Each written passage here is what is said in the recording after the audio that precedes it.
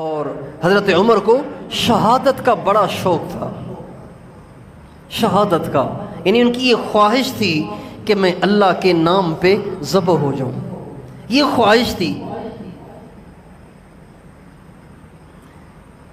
جب کسی کو کسی سے محبت ہو جائے نا، یہ محبت کے اصولوں میں سے ہے، جب کسی کو کسی سے محبت ہو جائے نا تو محبت کرنے والے کی یہ خواہش ہوتی ہے کہ اپنے محبوب کے لیے کوئی بڑا کام کر کے اسے خوش کروں۔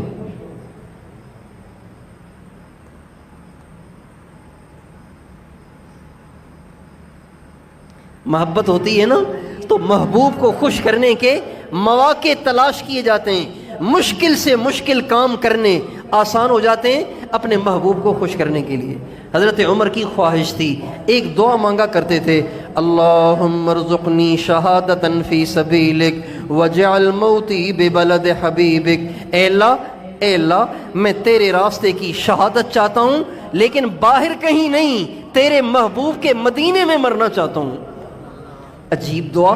تو صحابہ پوچھتے تھے، عمر یہ آپ کیسی دعا کر رہے ہیں، شہادت بھی مانگ رہے ہیں اور مدینے میں بھی مرنا مانگ رہے ہیں، بھائی مدینے میں آپ کو کون شہید کرے گا؟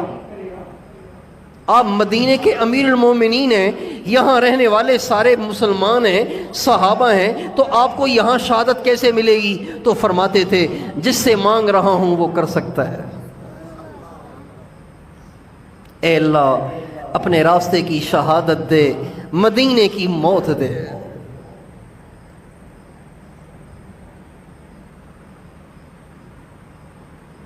چنانچہ 27 ذی الحجہ فجر کی نماز مسجد نبوی میں محراب میں امام بن کے پڑھا رہے تھے۔ اچھا، اس سے پہلے یہ ہوا، حضرت مغیرہ ابن شعبہ ہمارے نبی کے ایک صحابی ہیں، ان کا ایک غلام تھا، اس کا نام تھا ابو لولو فیروز۔ ابو لولو اس کی کنیت تھی، فیروز اس کا نام تھا، اور یہ اصل میں مجوسی تھا، آگ کا پجاری تھا، آگ کا پجاری تھا، مجوسی تھا، غلام تھا۔ حضرت مغیرہ بن شعبہ کے پاس غلام تھا، ان کا زر خرید غلام تھا۔ حضرت مغیرہ بن شعبہ نے اس کو اس کا پابند بنایا ہوا تھا کہ تم مزدوری کرتے رہو، کام کاج کرتے رہو، روزانہ 2 درہم مجھے دے دیا کرو۔ 2 درہم بہت تھوڑی رقم ہے، 2 درہم مجھے دے دیا کرو۔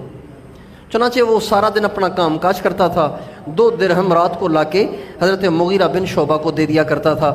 حضرت مغیرہ بن شعبہ نے حضرت عمر سے پوچھا کہ حضرت امیر المومنین، میرے ذہن میں آ رہا ہے کہ یہ جو میرا غلام ہے نا، یہ بڑھئی بھی ہے، بڑھئی یعنی لکڑی کا کام کرنے والا، جس کو ہم واڈھا کہتے ہیں، واڈھا، ترخان بھی کہتے ہیں، بڑھئی بھی کہتے ہیں، اردو میں، سندھی میں واڈھا کہتے ہیں، واڈھا۔ تو حضرت مغیرہ بن شعبہ نے حضرت عمر سے کہا کہ حضرت میری رائے یہ ہے کہ میں غلام سے جو 2 درہم روزانہ کا لے رہا ہوں، تو یہ تو واڈھا ہے، کاریگر آدمی ہے، بہت کچھ کما سکتا ہے اگر کام کرے تو اس کو میں بجائے 2 درہم روزانہ کے لینے کے ماہانہ 100 درہم لے لیا کروں، یعنی پہلے لیتے تھے 60، 40 درہم بڑھا دیے۔ حضرت عمر نے کہا ٹھیک ہے۔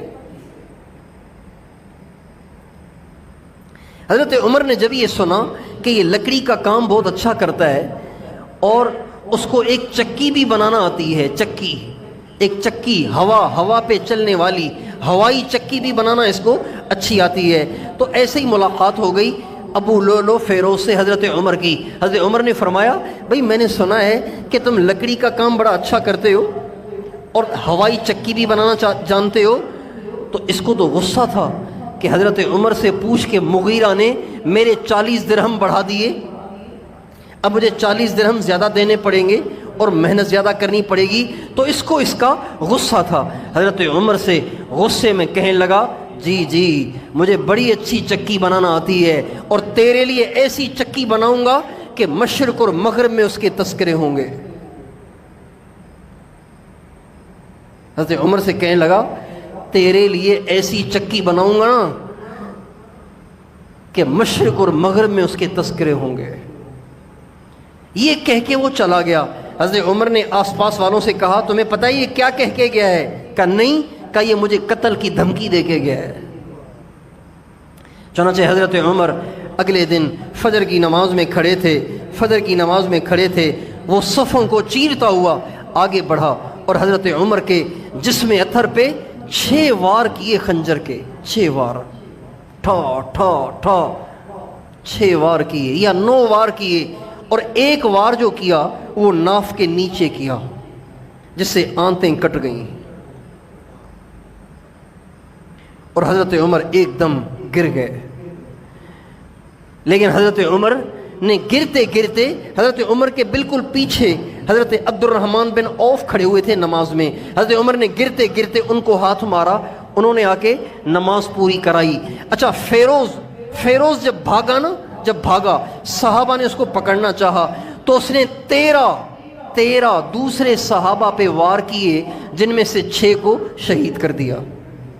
آخری صفوں میں حضرت عبداللہ ابن عوف کھڑے ہوئے تھے، انہوں نے اپنا کمبل اتار کے اس کے اوپر جو ڈالا پکڑنے کے لیے، تو اس نے اپنے ہی خنجر سے اپنے آپ کو قتل کر دیا اور خودکشی کر کے ہمیشہ کے لیے جہنم کا ایندھن بن گیا۔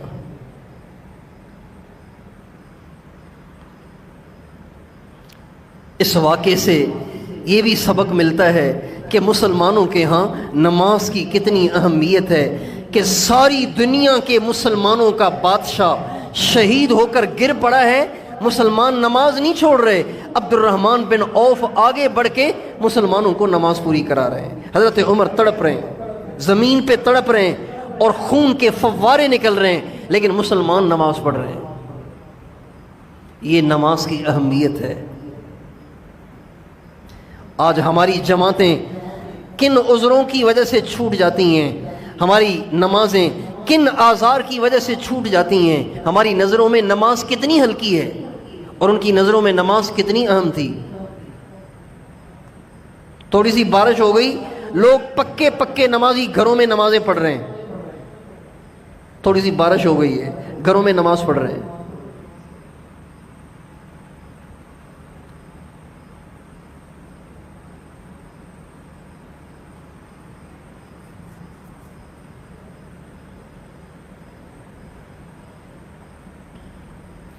حضرت عمر کو اٹھا کر گھر لایا گیا، 4 دن دنیا میں رہے، 4 دن۔ 27 ذی الحجہ کو ان کو خنجر لگا، وہ دن بدھ کا تھا، بدھ کا دن، فجر کی نماز، 27 ذی الحجہ، 1 محرم حضرت عمر کا انتقال ہوا اور وہ شہید ہوئے اور وہ دنیا سے رخصت ہوئے۔